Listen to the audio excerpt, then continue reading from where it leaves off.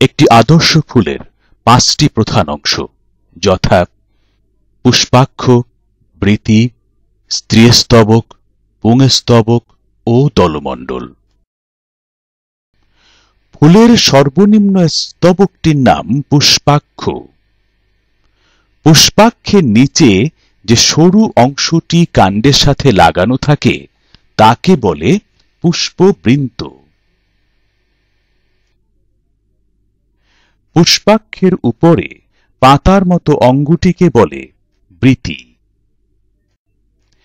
বৃতি সাধারণত সবুজ রঙের হয়ে থাকে। ফুলের একেবারে ভিতরের স্তবকটির নাম স্ত্রীস্তবক। স্ত্রীস্তবকের 3টি অংশ, যথা গর্ভাশয়, গর্ভদণ্ড ও গর্ভমুণ্ড। ফুলের স্ত্রীস্তবককে ঘিরে থাকে পুংস্তবক। পুংস্তবকের 2টি অংশ, পরাগদণ্ড ও পরাগধানী। ফুলের সবচেয়ে আকর্ষণীয় স্তবকটির নাম দলমণ্ডল।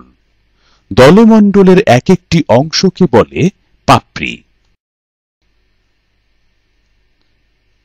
এখন আমরা একটি আদর্শ ফুলের বিভিন্ন অংশ দেখতে পাচ্ছি।